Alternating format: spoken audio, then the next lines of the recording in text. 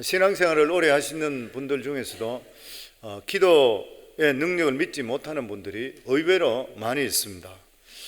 이분들은 신앙생활을 오래 했는데도 불구하고 능력을 믿지 못하는 그러한 이유가 뭐냐면은 믿기는 믿지만 기도를 잘 하지 않기 때문입니다. 기도는 하면 할수록 능력이 나타나게 되어 있고, 하지 않게 되면은 신앙생활만 그냥 겉으로만 세월만 지나가지 그 사람 한 번도 능력을 체험해 보지를 못하는 것입니다. 기도한다고 하더라도 주로 식사기도 정도로 끝나 버리든지, 아니면은 어떤 어려움이 있을 때에 하나님께 나와 기도하고 또 응답되고 나면 그 다음부터 또 기도를 하지를 않는 것이에요.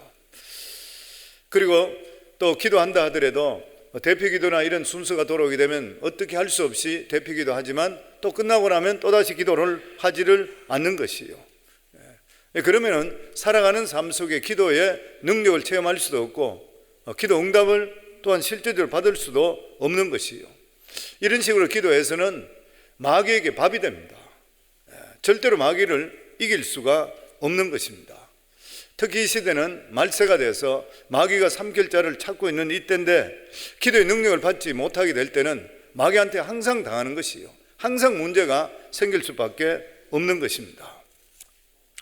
예를 들어서 군인이라 하더라도 같은 군복을 입었다 한다 하더라도 실제적으로 똑같은 것이 아닌 것이죠. 군인 중에서도 최정예 부대, 네이비 실 같은 이러한 군인들이 있는 것이죠. 이러면은 이 사람들은 눈빛이 틀리잖아요, 보면. 마찬가지로 마귀가 가장 언제 긴장하냐 하면은 예수 믿는 사람이 말씀으로 은혜 받고 그리고 기도하는 사람, 부흥의 역사를 일으키는 그러한 사람, 이런 사람이 있을 때는 마귀는 그 사람에게 긴장하게 되어 있는 것입니다. 베드로와 요한은 예루살렘 지도자들에게 붙들렸다가 풀려났습니다. 그러나 이 권력을 가지고 있는 제사장과 그리고 대제사장 그리고 장로들이 그들에게 분명히 복음을 못 전하도록 경고를 했습니다. 더 이상 예수 이름을 전가하지 말라. 이렇게 됐을 때 예수 믿는 이 제자들은 어떻게 해야 될 것인가요? 오직 하나님께 기도로 매달리는 밖에 없는 것입니다. 그러면서 오늘 성경 말씀에 보면은 새로운 기도를 볼 수 있습니다. 그것이 뭐냐면 합심기도입니다. 오순절 전에는 합심기도가 없었습니다. 그런데 예수님이 성천하시고 나서 그리고 120문도가 마가의 다락방에서 그때부터 전심으로 합심해 기도하기 시작했습니다. 이게 바로 합심기도의 시작인 것이에요. 이렇게 하나님께 합심해서 기도했을 때에 하늘로부터 바람 같은 불 같은 생수 같은 이 불의 혀 같은 이 성령의 역사하심을 체험하게 되었던 것입니다. 23절 24절 말씀을 보면 사도들이 풀려나온 것을 보고 그들이 한마음으로 일심으로 기도했다 그랬습니다. 사도들은 오매 그 동료에게 가서 제사장들과 장로들의 말을 다 알리니 그들이 듣고 한마음으로 일심으로 하나님께 높여 이르되 대주제여 천지여 바다와 그 가운데 만물을 지으시니요. 합심해서 기도했다는 것이에요. 기도에는 개인 기도가 있고 합심 기도가 있습니다. 개인 기도의 응답 조건이 뭐냐면은 첫 번째가 믿음으로 구해야 되는 것이에요. 마태복음 21장 22절에 보면 너희가 기도할 때 무엇이든지 믿고 구하는 것은 다 받으리라 하시니라. 우리 이제 기도를 하실 때에 믿음으로 기도하지 않게 되면 중음부은 기도가 되는 거예요. 내가 지금 기도하는데도 불구하고 이 기도가 될까 안 될까 이렇게 생각하면 중음부은 기도가 되는 거예요. 늘 말씀드린 대로 같은 기도를 계속적으로 한다고 해서 중음부은이 아닙니다. 똑같은 기도를 수십 번, 수백 번 하더라도 기도가 내가 응답되기를 원해서 그걸 계속적으로 믿고 기도하는 것은 그것은 절대로 중음부은이 아니라 확실한 기도가 되는 거죠. 근데 아무리 청산유소같이 기도를 잘하더라도 그 기도가 응답된다는 믿음을 가지고 하지 못하는 기도는 중음부은하는 기도예요. 근데 믿음으로 구하라 그랬습니다. 믿음으로 구하기 위해서 어떻게 해야 돼요?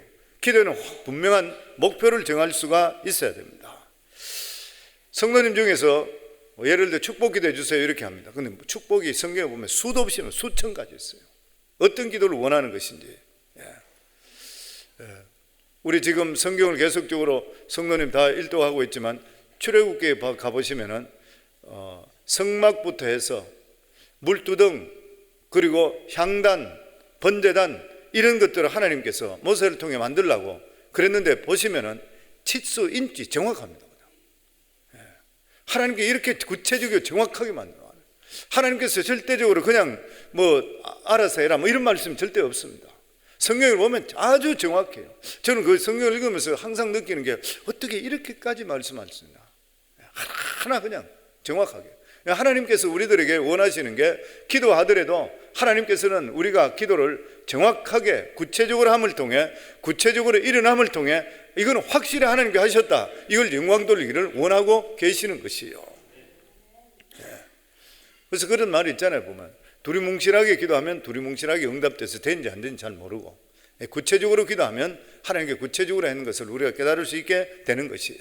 그래서 어떤 기도를 하실 때에 종목 적으시면서 구체적으로 기도하세요. 우리가 하다도 빼먹는 그런 경우들이 있는데 나중에 지나보면 기도 응답됐는데 아하 이거 내가 빼먹었구나 이럴 때가 참 많아요. 보면. 그러니까 정확하게 그리고 또 구체적으로 기도. 경제면 경제, 돈이 얼마 필요하면 얼마 필요하다 정확하게, 건강이면 건강, 믿음은 바라보는 것의 실상이라고 했습니다. 그러니까 막연한 것이 절대 아니라는 것이에요. 믿음의 기도는 실제적으로 우리 마음속에 꿈을 가지고 그렇게 기도하셔야 돼요. 로마 4장 17절에 보면 그의 믿는 바 하나님은 죽은 자를 살리시며 없는 것을 있는 것까지 부르시는 이니라. 믿음의 본질에 대해서 아브라함의 믿음에 대해 강조하고 있습니다. 믿음은 바라보는 것. 아직까지 자식이 없는데도 불구하고 하나님께서 말씀해 주시기 때문에 그것을 믿는 믿음을 가지고 기도하는 것. 하나님께서 우리 속에 이 새해가 됐을 때 기도하는 가운데 나에게 꿈을 줄 때는 그 꿈을 보자고 아직 이루어지지 않았지만 이루어진 것을 믿는 믿음으로 하나님께 계속적으로 기도할 수가 있으셔야 돼요.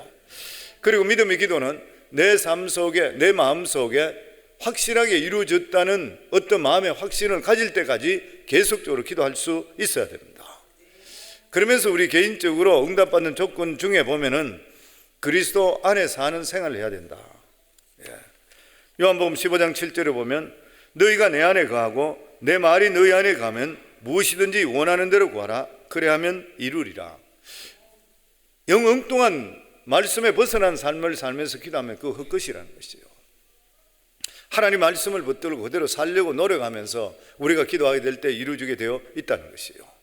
그리고 구하는 것에 합당한 동기가 있어야 된다. 야고보 4장 3절에 보면 구하여도 받지 못하면 정욕으로 서려고 잘못 구함이라.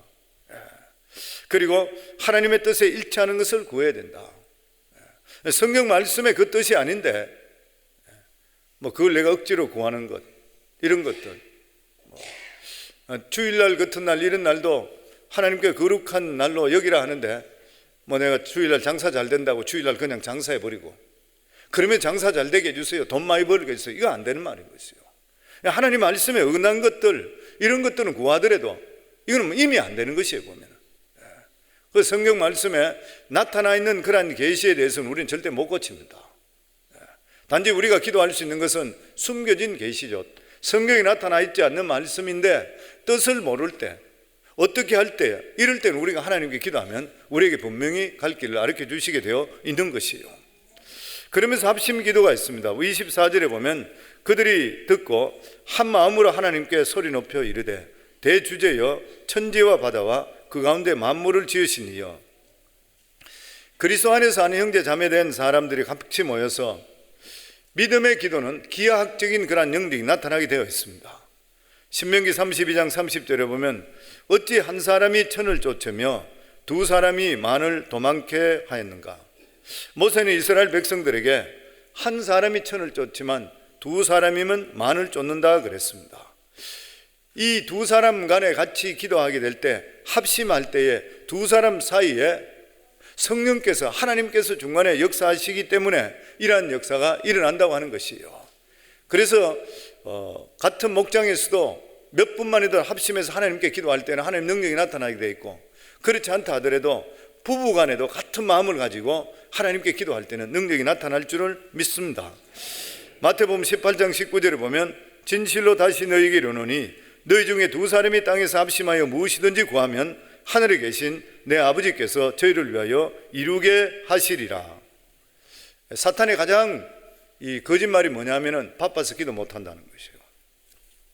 오늘 새벽기도 오시는 분들, 우리 특별 새벽기도 오시는 분들 중에서 아마 새벽기도 처음 오시는 분 계실 거예요. 저보고 처음 오는 분도 있다고 저에게 목사님 새벽기도 제가 처음 나가봤습니다. 그런 이야기. 근데 어떻습니까? 너무 좋습니다. 우리 새벽기도 오시니까 좋으시죠? 몸은 힘들지만 새벽을 깨고 나면 영혼은 살아나게 되어 있습니다. 그래서 우리가 항상 이 육신은 쳐서 복종시켜야 돼요. 육신을 따라가면 망하게 되어 있습니다. 항상 하나님께서 무엇을 원하실까, 어느 걸 기뻐하실까, 여기 먼저 초점을 맞추시게 되면 반드시 우리 삶 속에도 기쁜 일이 생기게 되어 있고 내 마음이 좋아하는 그런 일이 생기게 되어 있는 것입니다. 우리가 기도할 수 있다는 것이 얼마나 감사한 일인지 모르는 것이요, 오늘도 이렇게 건강하게 나와서 하나님께 나올 수 있는 것, 이 또한 얼마나 기쁘고 감사한 일인지 모르는 것입니다. 오늘도 오신 모든 분들에게 하나님의 이러한 귀한 복이 임할 수 있기를 주 이름으로 축원합니다. 그러면서 그들이 무엇을 위해 기도했냐면은 창조주 하나님께 기도했습니다. 하늘과 땅과 바다와 그 안에 있는 모든 것을 지으신 주님, 하늘에 계신 하나님. 그러면서 그들이 기도했던 것이 뭐냐면 본질을 회복하기 위해서 기도했습니다. 시련 앞에 있는 이러한 교회는 복음을 담대하게 전할 수 있게 해달라고 기도했습니다. 우리 27절로부터 29절까지 말씀입니다. 같이 읽습니다. 과연 헤롯과 본디와 빌라도는 이방인과 이스라엘 백성과 합세하여 하나님께서 기름 부으신 거룩한 종 예수를 거슬려 하늘의 권능과 뜻대로 이루려 예정하신 그것을 행하려고 이 성에 모였나이다. 주여, 이제도 그들의 위협함을 굽어보시옵고 또 종들로 하여금 담대히 하나님의 말씀을 전하게 하여 주시옵소서. 주님, 이제 그들의 위협을 내려보시고 주의 종들로 담대하게 주의 말씀을 전하게 해 주시옵소서. 이들이 하나님께 간절히 기도했던 것이 뭐냐면 복음을 온전하게 전할 수 있게 해달라. 복음을 전하는 것이 바로 교회의 사명이고 예수 믿는 성도들의 사명인 것입니다. 만약에 교회가 이 사명을 잃어버리게 되면 교회는 박해가 엎드려도 자연 소멸합니다. 없어져 버립니다. 교회는 어떤 가운데서도 복음을 강하게 전가할 수가 있어야 됩니다. 이 일을 위해서 우리에게 가장 필요한 것이 뭐냐면 기도인 것이에요. 왜냐하면 기도하면 담대해지기 때문에 그렇습니다. 기도하면 어떤 위험이라도 느끼지 않고 하나님께서 이렇게 세워주실 걸 믿고 믿는 믿음으로 갈 수 있고, 아니면 순교해도 좋다는 그러한 믿음이 우리 속에 들어오기 때문인 것이에요. 그래서 교회는 영혼 구원을 위해서 사명을 감당하기 위해서 반드시 기도해야 됩니다. 우리 교회가 다른 교회보다 기도를 더 많이 해야 되는 이유가 있는 것이, 우리 교회는 우리 교회를 통해 수많은 선교사들이 파송되어 있잖아요. 영혼과 직접적으로 최전방에 나가서 풍토가 틀리고 모든 환경이 틀린 데서 그들이 모든 것을 내놓고 복음을 전가하는데, 파송에 있는 교회에서 그들을 위해서 기도하지 않는다 그러면은 마치 사무엘이 그 백성들을 위해서 기도를 쉬는 죄를 범는 것과 똑같은 범을 하는 거예요. 그런데 이러한 기도를 하면 할수록 하나님께서 기도하는 자를 복을 주시게 되어 있는 것입니다.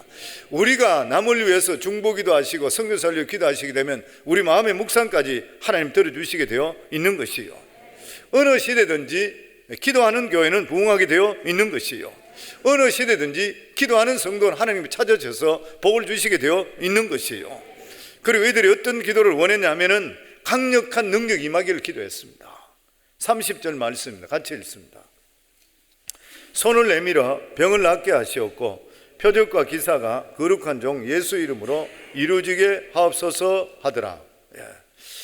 주님의 사역에는 반드시 기적이 동반됩니다. 이것이 나타나도 좋고 나타나지 않아도 좋고 이것이 아닌 것이요, 교회라는 것이 어떤 것이냐면은 성령께서 역사하시기 때문에 기적이 존재하는 것이 바로 교회입니다. 교회 안에서 병 고침의 역사, 그리고 이 기적과 표적이 일어나야 돼요. 왜냐하면 주님께 살아 계시기 때문인 것이요, 교회 안에는 죽은 자가 살아나야 되고 병든 자가 치유될 수 있어야 되고 귀신이 쫓겨가야 돼요.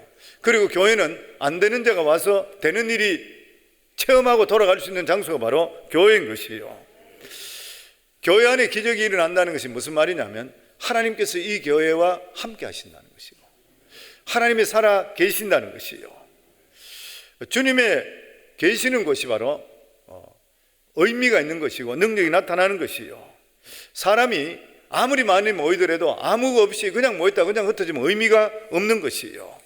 그래서 교회 안에는 반드시 하나님의 살아계신 역사가 나타날 수가 있어야 됩니다.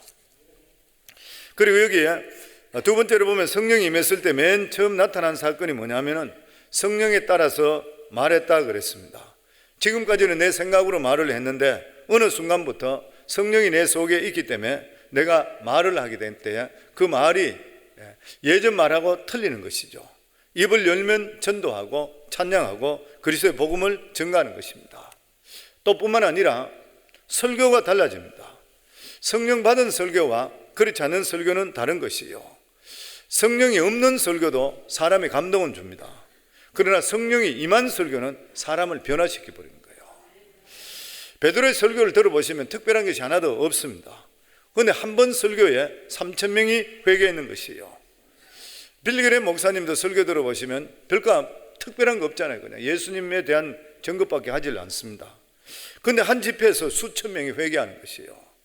베드로나 이 빌리그램 목사님의 설교에 특징이 뭐냐면은 성령께서 인쳐주시는 거예요. 성령이 나타나는 것이요. 이렇게 성령의 능력이 나타나게 될 때에 그들이 두려워하지 않게 됩니다. 오늘 여기 보면 베드로와 요한이 목숨을 걸고 대제사장과 서기관들에게 내가 하나님 앞에서 너희 말 듣는 것이 하나님 말씀 듣는 것보다 옳은가 판단하라. 우리가 보고 들은 것을 전가하지 않을 수 없다. 그러면서 어떤 세력에도 굴복하지를 않게 되었습니다. 성령이 임하기 전까지는 통성기도를 통해 합심해서 기도한 적이 없는데 성령이 임하게 되니까 통성기도하며 합심해서 기도했습니다. 그런데 오늘 읽은 본문을 보니까 성령이 임하니까 자기 소유를 자기 것으로 여기지를 않게 됐다 그랬습니다. 우리 32절 저희들 같이 읽습니다. 믿는 무리가 한 마음과 한 뜻이 되어 모든 물건을 서로 통용하고 제 재물을 조금이라도 제 것이라 하는 이가 하나도 없더라. 성령이 임하게 될 때는 가치관, 인생관도 바뀌지만 물질관이 바뀌게 되어 있습니다. 성령이 임하면은 재물을 자기 것이라 여기지를 않는 것이요. 이상하게도 돈에 대해서 자유함이 있습니다. 그래서 자꾸 주고 싶은 것이에요. 그래서 제 재물을 조금이라도 제 것이라고 하는 이가 하나도 없더라. 그래서 성령이 임하는 교회는 구제가 필수적으로 따라가게 되어 있습니다. 그리고 성령이 임한 사람은 사람들에게 나누어주고 도와주게 되어 있는 것이에요. 성령이 임하면은 선교하게 되어 있고 구제가 따라 나오게 되어 있습니다. 동시에 일어나게 되어 있습니다. 어떤 사람이 저 사람이 진짜 성령이 임했는지 안 했는지 알아보려고 그러면 그 사람이 선교에 대해서 구제에 대해서 관심이 있는지 알아보면 됩니다. 어떤 교회가 정말 진실한 그러한 교회인가 성령이 임한 교회인가 알려고 하면 그 교회가 선교하는 교회인가 그리고 구제하는 교회인가 알아보면 되는 것이에요. 네. 교인들 중에서도 아는 것도 많고 말도 많고 뭐 이런 사람인데 보면은 하나님께 드려지는 데 대해서 인색한 사람이 있습니다. 이런 사람 아직까지 성령 충만을 받지를 못했던 것이에요. 성령 충만을 받게 되면 자꾸만 드리고 싶습니다. 계속적으로. 저희 교회 오신 지 얼마 안 되시는 그런 가정인데 우리 교회 오셔서 은혜를 많이 받으시고 선교하고 이런 일에 대해서 마음이 열리시니까 지난번 신방 갔더니만 오신 지 뭐 한두 달 정도밖에 안 되는 분인데 목사님 기도하는 가운데서 우리 교회 파송 선교사들 크리스마스 때에 한 사람 앞에 크리스마스 선물로 제가 얼마씩 드리기 한 사람 100불씩 드리기 원합니다.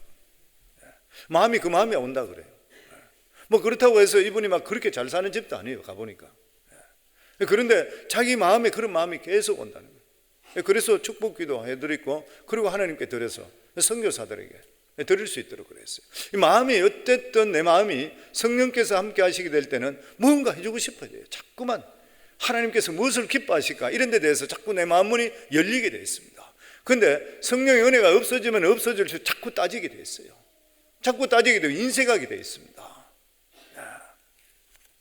초대교회 물질관이 어떤 물질관이냐면 그들은 한 마음 한 뜻이 되었다 그랬습니다. 물질에 대한 마음은 사람마다 다 다른 것이에요. 한 마음이 되기가 보통 힘든 일이 아닙니다. 부부간에도 돈 쓰는데 마음이 달리하는 경우들이 너무 많이 있습니다. 교회도 마찬가지잖아요. 그런데 성령이 임하게 될 때는 한 마음이 되는 것이에요. 구제와 선교에 대해서 한 마음인 것이에요. 그리고 또한 다른 모든 물건을 서로 통용했다 그랬습니다. 서로가 필요한 것을 발견하게 되는 것이요. 다시 말하면은 자기 물건이 아깝지를 않게 되는 것이요. 누구나 자기가 가지고 있는 것은 굉장히 아깝습니다. 그런데 성령이 임하게 되면 가치관이 달라집니다. 그래서 그렇게 이야기합니다. 성령의 초보적인 단계는 눈으로 나타나는 방언이나 예언이나 이런 현상이라 그래요. 그런데 깊은 단계에 들어가면은 자기 것을 자기 것으로 여기질 않는다 그래요. 성도님 11조 정도 하고 뭐 그냥 방언 정도 하는 거 내가 굉장히 믿으면 착각하지 말아야 돼요. 실제로 우리 삶 속에 하나님께서 원하시는 것은 겉으로 드러나는 것이 아니라 내 삶 속에 전체가 어떻게 나의 마음에 포커스가 맞춰지는 이게 중요한 거예요. 물론 우리가 11조 생활도 하시고 뭐 방언 은사도 가지시고 예언의 은사도 참 귀하지요.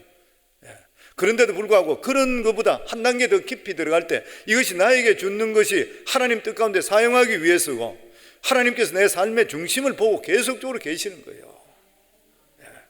저는 우리 성황교회 성도님들이 초보적인 성령의 어떤 단계에서 깊은 단계로 들어갈 수 있기를 주의 이름으로 축원합니다. 그래서 영적인 것뿐만 아니라 물질에 대해서 자유를 느끼게 되는 것이에요. 그래서 초대교회 사람들은 자기 것을 자기 것이라 여기는 자가 아무도 없었습니다. 물질뿐만 아니라 시간이나 재능, 생명, 소유 이런 모든 것들이 하나님께서 우리에게 잠시 맡겨준 이러한 청직이라는 것을 항상 우리 마음속에 가져야 돼요. 그래야 우리 삶이 자유로워질 수가 있는 것입니다. 예수님께 산상수훈에도 하나님과 재물을 겸하여 섬길 수가 없다 그랬습니다. 사람들은 돈을 하나님같이 생각하는 것이요. 그래서 돈이 최고라 그래 생각해요. 돈이 가는데 내 마음이 있는 것이에요 보면. 그래서 하나님께 드리는 것 그리고 구제해주고 남들에게 불쌍한 사람 도와주고 선교하고 이런 것들은 보면은 물질에 대한 자유로움을 연습하는 시간입니다. 저는 우리 성도님 모두 다가 물질의 자유함이 있기를 주의 이름으로 축원합니다. 물질의 자유하셔야지 물질이 들어와요. 물질을 붙들고 따라가시는 분은 계속적으로 갈급합니다. 그리고 물질이 그게 내가 잡는다고 잡혀 있는가요 돼요. 물질의 자유하셔야 돼요. 내려놓으셔야 돼요. 그냥 내가 신앙생활 잘하시고 늘 성도님 말씀대로 사업을 하시더라도 항상 마음속에 가지시는 것이 그냥 이 일을 통해서 내가 생활 어느 정도 할 수 있고 신앙생활 잘할 수 있고 그리고 하나님 주시면 내가 하나님 뜻 가운데 사용하겠습니다 이렇게 하시면은 내 마음도 편할 뿐만 아니라 내가 살아가는 삶에 하나님께 주시는 것도 풍성히 누리며 살아갈 수 있어요. 아멘. 돈에 잡혀 살지 말기 바랍니다. 그러면은 마귀에 잡혀버리는 것이에요. 그리고 구제할 때 우리가 조심해야 될 게 뭐냐면은 구제를 자꾸 따지시게 되면 기회를 놓쳐버립니다. 뭐 어떤 분은 그렇게 이야기해요. 길 가다가 사람들이 홈레스 돈 좀 달라고 그렇게 이야기하는데 줘야 될지 저게 진짜인지 가짜인지 저도 볼 때 잘 모르겠어요. 왜냐하면 홈레스 사람들이 보면 정부서 수표도 받고 뭐 나중에 뭐 이래 짐꾸리가 가는데 하루에 수입이 얼마나 신문에도 나오고 뭐 이런 것도 있어요. 근데 우리가 그런 거 자꾸 따지게 되면 사람 못 도웁니다. 그냥 내 마음이 가게 되면 좋은 마음으로 뭐든지 도울 수 있으면 그게 좋은 일이에요 보면은. 누구한테도 마찬가지인 것이죠. 그리고 또 뿐만 아니라 저희 교회에서도 돈을 쌓아놓지 않잖아요. 왜냐하면 돈을 쌓아놓으면 꼭 엉뚱한 것들이 틈타게 되어 있습니다. 하나님 기뻐하는 대로 마음껏 사용할 수가 있어야 되는 것이에요. 그리고 성도들끼리는 돈 거래하지 마라 그랬죠. 영적으로 좋지 않습니다.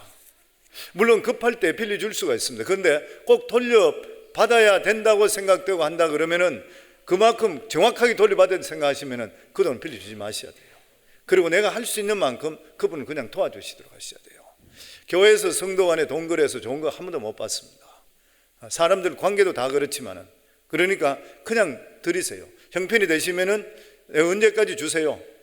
형편이 되시면 되거든 언제 주세요. 이렇게 이야기하시고 그리고 급히 내가 돌려받을 돈은 돈을 돌리지 않는 것이 영적으로 좋습니다. 그리고 나서 구제하는 방법에 대해서 마지막으로 나와 있습니다. 33절로 35절입니다. 같이 읽습니다. 사도들이 큰 권능으로 주 예수의 부활을 증언하니 무리가 큰 은혜를 받아 그 중에 가난한 사람이 없으니 이는 밭과 집 있는 자는 팔아 그 판 것의 값을 가져다가 사도들의 발 앞에 두매 그들이 각 사람의 필요에 따라 나누어 줌이라. 여기 보면 자기들이 모두 다가 자원해서 하나님께 드려줍니다. 하나님께 드려지는 일, 이런 일은 강요해서 될 일이 아닌 것이요, 액수의 고하와 상관없이 정성입니다. 이 하나님께 드리는 게 정성이듯이 저는 신앙도 하나님께 정성인 것 같아요. 하나님께 어떤 내 삶에 뭐 보인다는 것보다는, 오늘도 이렇게 새벽기도 성도님 오셨는데 새벽기도 왔는 이 자체만 하더라도 하나님께 진짜 기뻐하시는 것 같아요. 전에 말씀드렸죠. 왜 그러냐 하면 새벽기도 와서 졸고 있는 두 분이, 그 장로님 두 분이 하나님께 저보고 아론과 훌이라 이렇게 말씀했는 것을 볼 때 제가 그러면서 가만히 생각해 보니까 이분들이 와서 졸고 있기 때문에 기도 안 했다는 거예요. 졸다고 그냥 가버리는 사람인데, 그럼에도 불구하고 이 사람들이 너에게는 아론과 훌이라 이렇게 말씀했는 것을 볼 때는 우리 성도님들께서 내가 새벽에 일어나서 일단 하나님께 나오는 그 자체를 귀하게 여기는가 봐요. 그래서 엉덩이 도장을 찍는다고 생각하더라도 일단 내가 새벽기도 가야지 하는 마음 때문에 하나님 전에 가야 되겠다고 나오게 되면은 하나님께서 보실 때는 이 사람들이 이 교회의 아론과 훌이라, 우리 성도는 그대로 받아들이시면 그대로 이루어질 줄 믿습니다. 그래서 우리가 막 기도 많이 하시고 막 열심히 하시고 이런 것도 좋겠지만, 그럼에도 불구하고 내가 하나님께 나왔다는 이 자체를 하나님께 참 귀하게 여기시구나.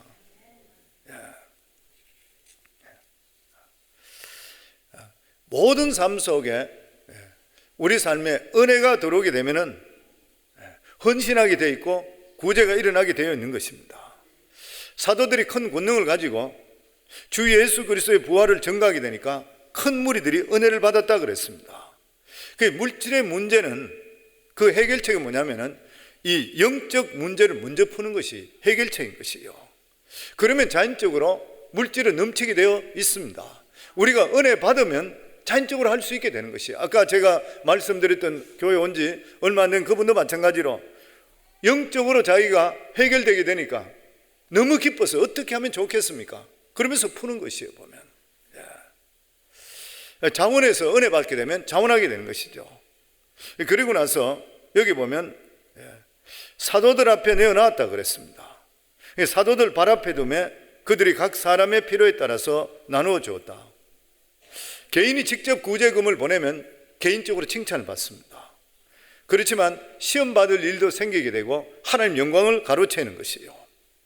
저한테 어떤 분들이 그런 질문을 한 적이 있습니다. 목사님, 11조에 대한 질문인데 본교회 아니고 어려운 교회 보내도 좋습니까? 이렇게 이야기를 합니다. 그렇게 할 때 제가 그렇게 대답을 해줘요. 11조는 내 창고에, 내 집에 내 창고에 들려라 그랬으니까, 하나님 전에 드리라 그랬으니까 본 교회에 하는 것이 원칙입니다. 섬기는 교회에 하는 것이 원칙입니다. 그런데 만약에 10의 1조를 내가 원하는 대로 보낸다 그러면은 더 이상 10의 1조가 아닙니다. 10의 1조는 하나님 것이기 때문에 내 생각과 전혀 상관없이 하나님의 전에 섬겨서 사도들 발 앞에 둘 때에 교회에서 필요할 때 사용하도록 해야 돼요. 그게 10의 1조의 개념입니다. 근데 만약 그 10의 1조를 개척교회나 선교사나 이런 데에서 내가 10의 1조 낼 돈을 떼서 보냈다 그러면 그때부터는 10의 1조가 아니라 그거는 다른 헌금으로 자기가 영광을 받게 되는 것이에요. 실컷 하고 나서 점수 하나도 딸 수가 없는 것입니다. 바로 할 수가 없는 것이죠. 그래서 10의 1조는 하나님께 일진도 드리고, 그리고 개척교회나 아니면 선교사나 어떤 일이 있다고 해서 꼭 그분에게 도움을 주고 싶은 마음이 있다 할 때는 교회에서 이야기하게 될 때 교회에서 지정헌금을 얼마든지 보내줄 수 있습니다. 그래요.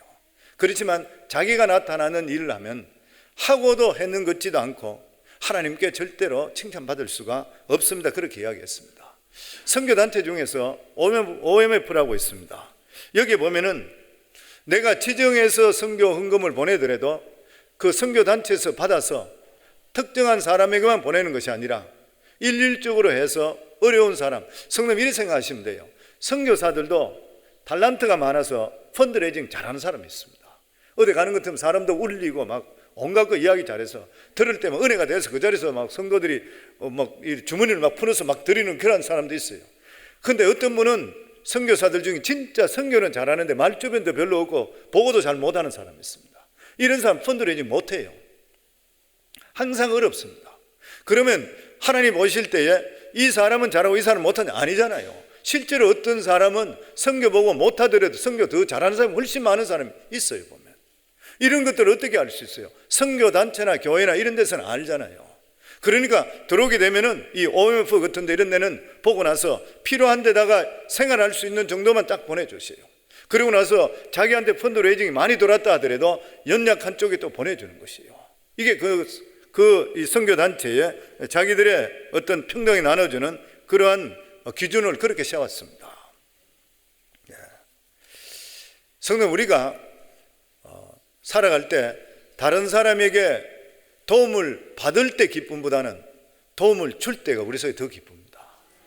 그래서 성경에 보면은 주라 그랬잖아요. 형편에 상관없이 주는 것을 습관화되기 시작할 때는 자꾸 주게 만들게 하나님께서 우리 삶에 채워주시게 되어 있는 것이에요. 우리 신앙생활 할 때에 믿음으로 살아가시고 은혜 속에 기도 응답의 체험도 하면서 기뻐야 되겠지만, 실제로 내가 가지고 있는 것을 나누어주고 도와줌을 통해 주시는 그 기쁨은 말로 할 수 없습니다. 저는 우리 성도님들 더욱더 많이 구제할 수 있기를 주 이름으로 축원합니다. 그럴 때 진짜 우리 속에 기쁨이 넘칠 뿐만 아니라 항상 차고 넘치는 부족함이 없는 이러한 축복을 하나님께서 우리에게 이루어 주시는 것이요. 왜냐하면 하나님 말씀은 1.1핵도 변화됨이 없으니까 그 말씀대로 행하시면 거기에 대한 귀한 복을 받을 줄을 믿습니다. 오늘도 이렇게 하나님께 나오신 우리 사랑하는 성도님들, 특별히 오늘은 앞에 기도 부분 속에서는 개인 기도가 있고 합심 기도가 있다 그랬습니다. 합심 기도할 때는 하나님의 놀라운 역사가 우리 삶 속에 더욱더 임한다 그랬습니다. 왜냐하면 둘이서 기도할 때는 중간에 하나님의 역사하심이 더 크기 때문에 그렇습니다. 그래서 오늘 이 시간에 우리 한번 합심 기도 하겠습니다. 저희들 합심 기도 할 때에 하나님, 무엇보다도 이번에 특별히 딴 것보다는 저희 성광교회와 우리 각자에게 하나님의 성령으로 충만하는 그러한 한 해가 되게 하시고 능력받을 수 있는 그러한 한 해가 될 수 있게 해달라고, 오늘 이 시간 우리 교회에 성령의 능력이 정말 불의 혀같이 우리 성도들 머리 위에 임할 수 있는 이러한 새벽이 될 수 있게 해달라고 주여 3번 부르며 하나님께 기도합니다. 주여, 주여, 주여. 아버지 하나님 은혜 감사합니다. 오늘도 문제를 가져 나오신 분은 가슴에 손 얹으시고, 질병으로 고생하는 분은 질병부에 손 얹으시기 바랍니다. 하나님 아버지 은혜 감사합니다. 오늘도 하나님 아버지 새벽을 깨우며 아버지 전에 나온 성도들, 아버지 하나님 문제를 가져 나온 성도들 가슴에 손을 얹었습니다. 오늘 이 시간에 가슴에 손을 얹고 주님께 문제를 내어 맡기는 자마다 모든 문제들이 해결될 수 있도록 주님 역사하여 주시옵소서. 지금까지 막혀있고 길이 열리지 않는 이러한 모든 문제들도 나사렛 예수 이름으로 명하노니 길은 열릴지어다, 길은 뚫릴지어다, 담은 무너질지어다. 나사렛 예수 이름으로 명하노니 모든 악하고 더러운 마귀 세력들, 우리 성도들의 앞길을 막는 모든 것들은 오늘 이 순간에 떠나갈지어다, 묶음에서 떠나갈지어다. 아버지 하나님, 질병으로 고생하는 성도들 질병부에 손 얹었습니다. 오늘 이 시간에 요라파 치료하시는 하나님의 손길로 안수하여 주시어서 우리 성도들의 질병이, 모든 병들이 깨끗하게 치유될 수 있도록 주님 역사하여 주시옵소서. 나사렛 예수 이름으로 명하노니 악하고 더러운 모든 병만은 성도들 몸에서 떠나갈지어다. 이 병마 마귀 세력은 우리 성도들 몸에서 이 순간부터 떠나갈지어다. 예수 이름으로 명했으니 떠나갈지어다. 하나님 아버지, 믿고 구한 것은 받은 것 같다고 했사온즉 우리가 믿음으로 하나님 아버지께 기도드렸사오니 우리가 드리는 모든 기도가 응답되게 하여 주시고, 특별히 하나님 아버지 새벽을 깨우며 아버지 전에 나와서 신년을 시작하며 마음에 소원을 두고 기도하는 성도들마다 하나님 아버지 이 모든 기도가 하나도 땅에 떨어지지 않고 하나하나 모두 다 응답되는 정말 살아계신 하나님을 체험할 수 있는 복된 한 해가 될 수 있도록 축복해 주시옵소서.